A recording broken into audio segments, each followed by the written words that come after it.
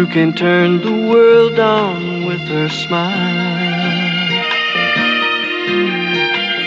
who can take a nothing day and suddenly make it all seem worthwhile. Well, it's you, girl, and you should know it. With each glance and every little movement you show it. Love is all around, no need to waste it. You can have the town, why don't you take it? You're gonna make it after all. You're gonna make it after all.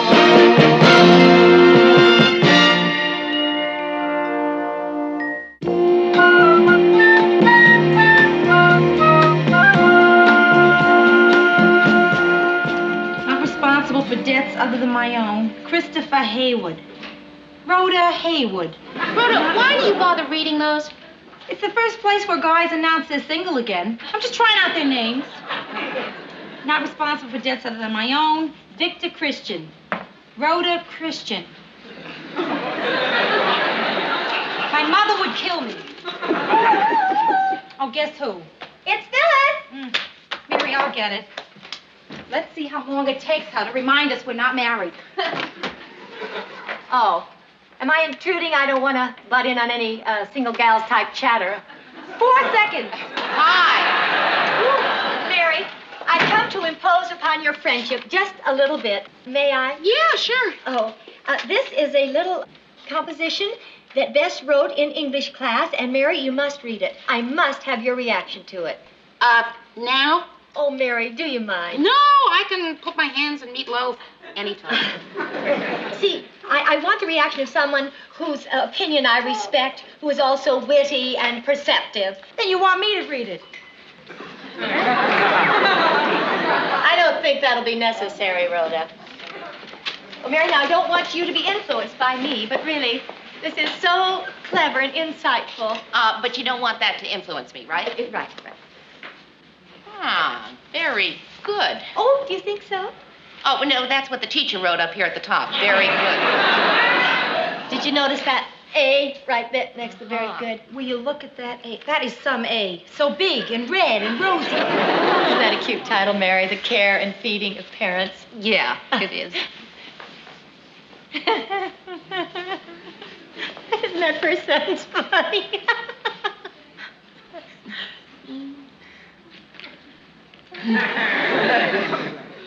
Phyllis, it's really difficult to read when someone is watching your eyes go back and forth. Sorry. What was that? Oh, well, it really is terrific. Bess certainly does have a flair. Oh, Mary, do you really think so? Yeah.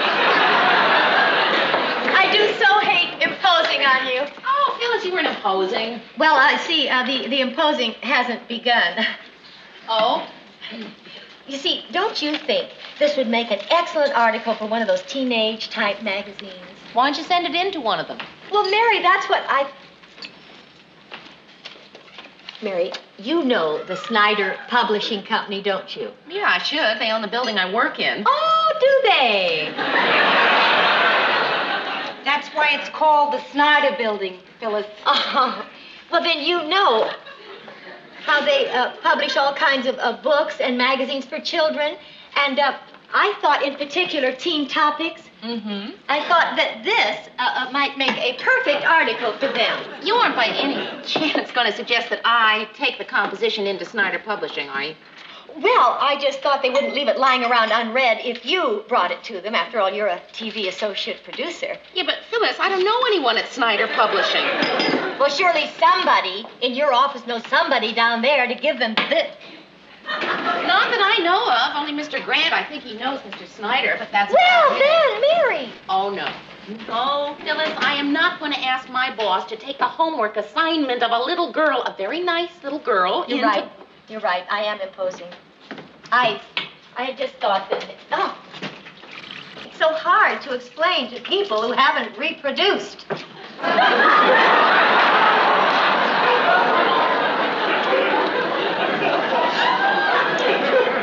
Why do I say things like that? No one knows. getting out of here before I alienate everybody completely. Oh, Phyllis, come on. You're not alienating everybody. Speak for yourself, Mary. Phyllis, wait. Come on, give me the paper. I don't know. Maybe there's something I can do.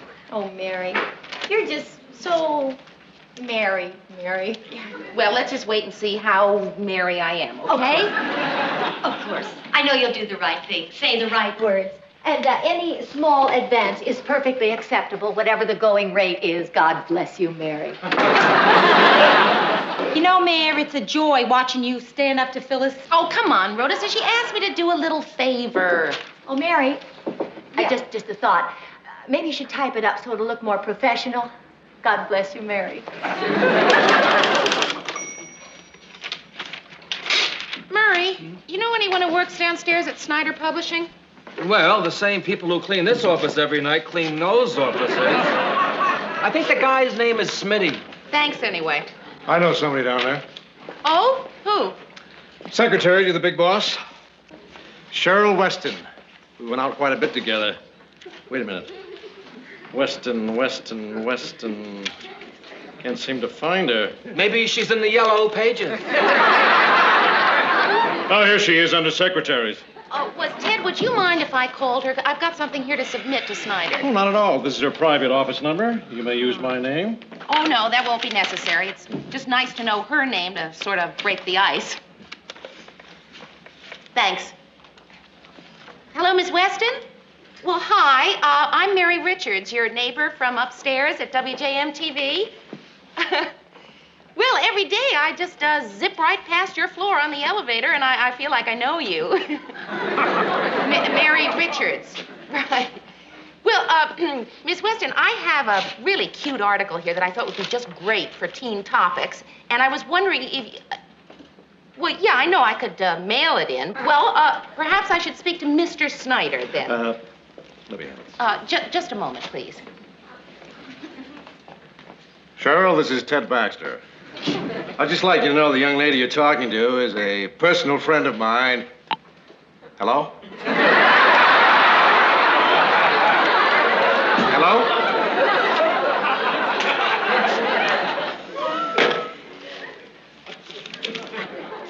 Oh. I should have read this note beside her name. What's it say, Ted? Never mind. Sorry, Mayor. Murray, you think I could get Mr. Grant to read this?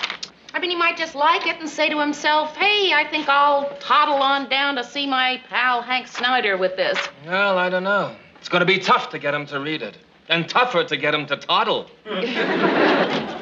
Morning. Anything vital for me to read today? Thank you. Worked out rather nicely, didn't it? Once in a while, things just fall right into your lap.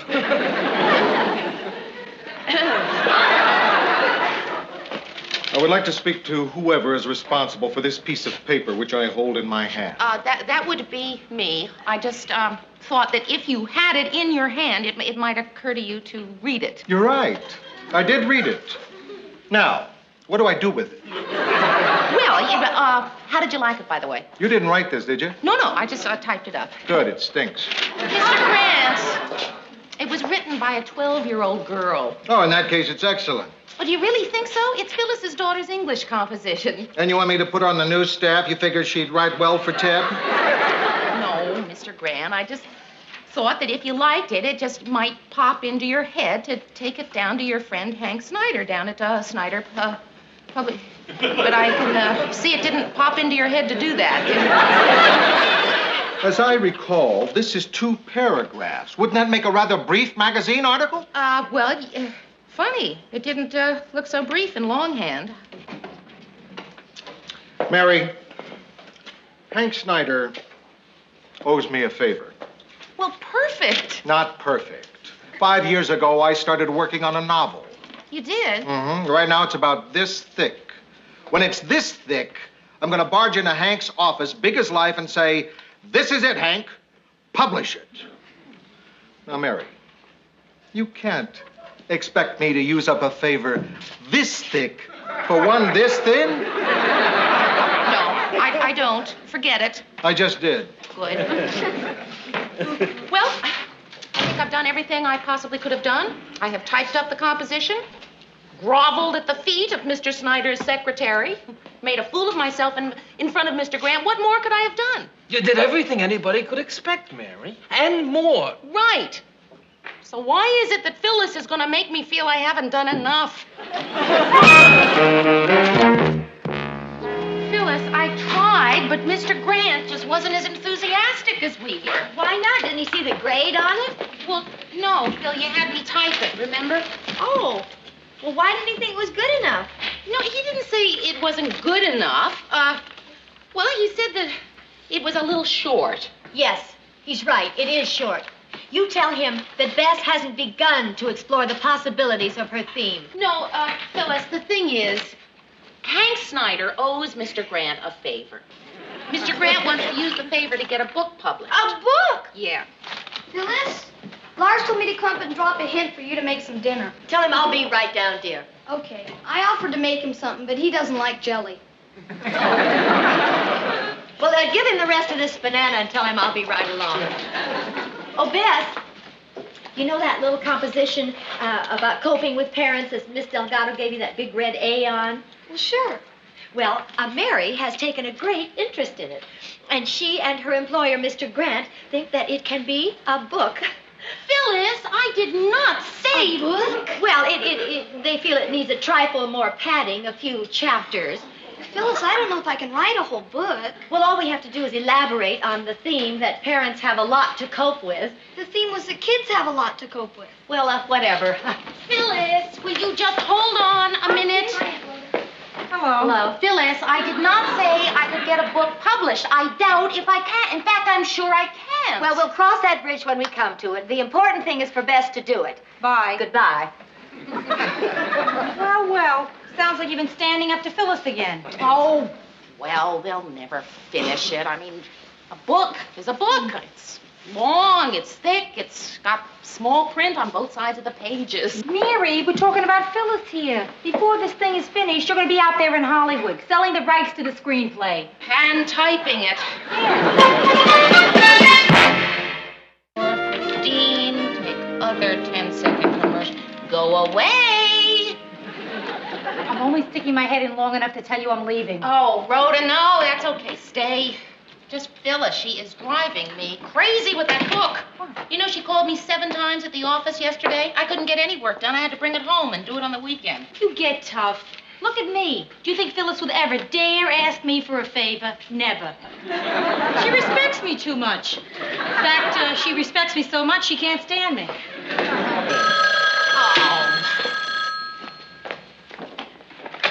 Hello. Oh, hiya, Bess. Well, honey, I tell you, Okay, just one sentence then. Well, that's kind of cute, yeah. Well, it's clear to me. Well, no, I'm sorry, Bess, I can't come down, dear. Phyllis, will you get off the extension? I just told Bess, and I told you before, I cannot come down. I am busy. I'll talk to you later. Goodbye. There. I told her no. Now, don't you feel better? Not really. Poor Bess. She had a cute idea to begin with. I'll handle it. No. That does it. I want you to watch this for being firm. Hello. No, Phyllis, I cannot keep picking up this phone every 5 seconds. Will that do it? All right. I'll be right down. I want you to watch how firmly I am walking down to Phyllis's. Bess, are you thinking? Or are you staring at your fish? Both. I wish I could reach them, so I could make them understand I'm keeping them in there for their own good. I'm not following you, dear. Well, I'd like to set them free, but if I put them in a lake or a river, the pollution would kill them. So they're better off here in relatively clean tap water. But they probably hate me because they think I'm keeping them prisoner. Fish don't hate, dear. Hi. Oh, Mary. Hi, Aunt Mary. What seems to be the problem? Well, everything was going just fine, and then we hit a little snag. Oh, how far'd you get? Oh, well, actually, we had a little disagreement over how the dedication should read. The dedicate. You mean you finished already? Oh, no, we haven't gotten past the dedication. Mary, which sounds better to you? Now, I want you to be honest. I'm not going to tell you which one of us did which. To Charlie Brown, Snoopy, Linus, and especially Lucy. Or to dedicated parents everywhere. I think I like the one about Charlie Brown. Mary, could I speak to you, please? Phyllis, is it all right if I take a little break? A break? This isn't work, Bess. A break from fun?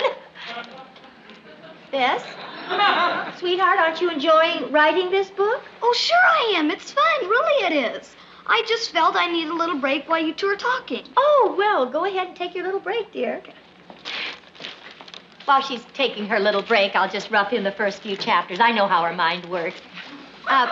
So, Mary, if there's nothing else, No, Phyllis.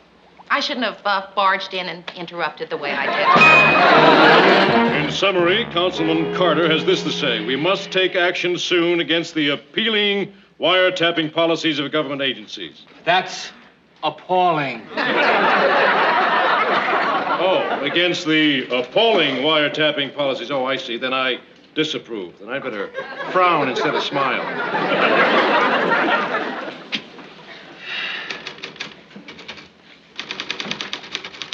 Hi. Oh, hiya, Bess. How are you? Fine. How are you, Mr. Slaughter? Well, I guess I'm fine, too. Can I help you? Well, I'd like to see Mary. Is she here? Well, she'll be right back. Why don't you sit over here at a desk? Thank you. You're a writer, aren't you? Uh-huh. In a way. I write for Ted Baxter on the 6 o'clock news. I guess that makes me a comedy writer. I'm kind of a writer, too. Oh, that's right. You know, I really liked your little story about parents. Thank you. Do you enjoy writing? Well, now, let's see. I enjoy getting paid for my writing. I enjoy finishing my writing. I enjoy reading my writing. But I don't think I really enjoy the writing part of my writing. I think I know what you mean. Bess, hi. What are you doing here? Just thought I'd say hello. Well, how nice. Does Phyllis know where you are? Well, no. I'm supposed to be on a botany field trip, but they called it off because it's a bad day for outdoor breathing. And, well, Aunt Shaw had to go to the orthodontist 4 blocks from here, so I asked her mother to drop me off. Oh. Aunt Mary, can I talk to you? Well, sure. Why don't we'll use Mr. Grant's office. It's more private. Why don't you just sit down and I'll drop these off and be right back.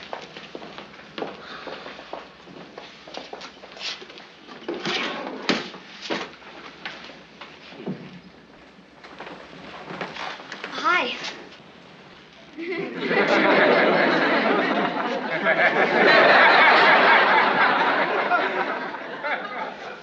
I know you, don't I? Yeah. You're not one of my grandchildren, are you?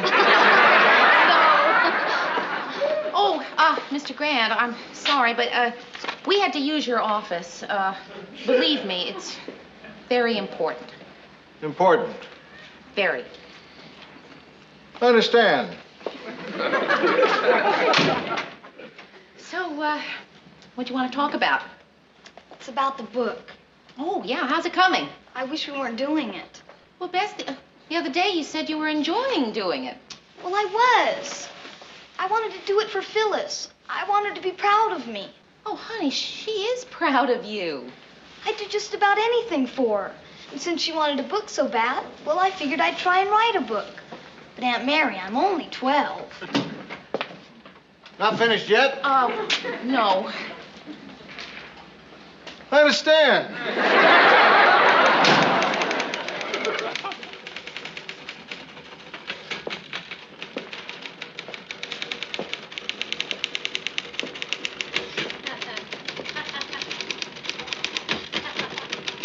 So, Mary, how's tricks?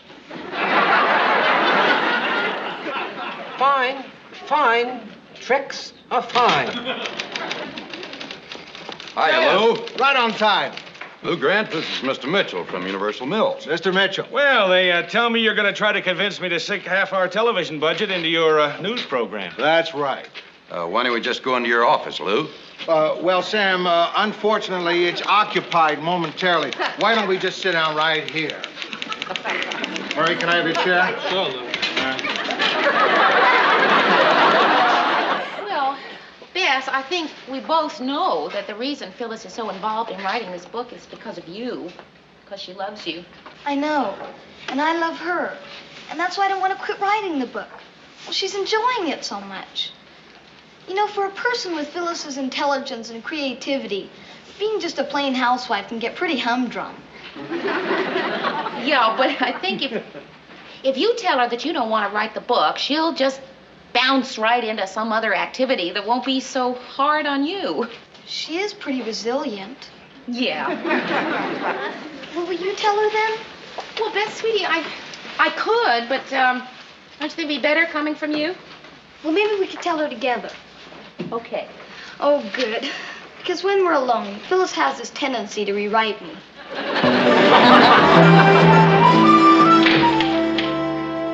Bess, is that you, dear? I'm in here. Nose to grindstone. I wrote a whole chapter for you today, but see if this sounds like you. Phyllis, look who's here. Aunt Mary brought me home. Oh, Mary. Hi. Gosh, I sure could use a cookie. Excuse me. Mary, how nice. Come and sit down.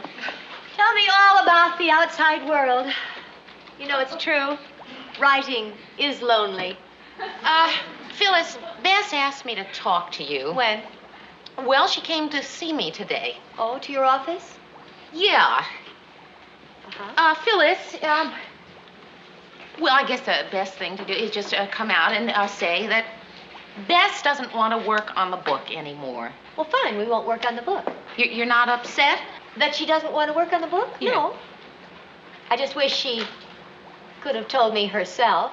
Well, see, the thing is, she was afraid that you'd be disappointed in her. Disappointed? Oh, Mary, that's silly. She knows I've always told her I only want the best for her. Oh, and that's exactly what I said to her, too. If she doesn't want to write, she doesn't have to write. Bess! I just knew you'd feel that way. Well, of course. That's it. Yes, Phyllis? Bess, dear, if you don't want to write, you don't have to write. I just put the book away, and we just won't talk anything more about it. Oh, good. Oh, Bess. Well, can I do my homework now? Of course. You can't push a child to do something she doesn't want to do. Always remember that, Mary. I'll try. Bess? What's that, dear? It's nothing. May I see it? It's just a painting I did in Miss Brewer's class. Why didn't you show this to me? I forgot. Look at this, Mary. Oh, Bess, that's really terrific. You know, I bought a poster last week that wasn't half as good as this. I mean, the colors, You know, Bess, if you wanted to, I bet you could even sell these things. I mean, if you really, wanted to, You see how hard it is. And you're not even her mother.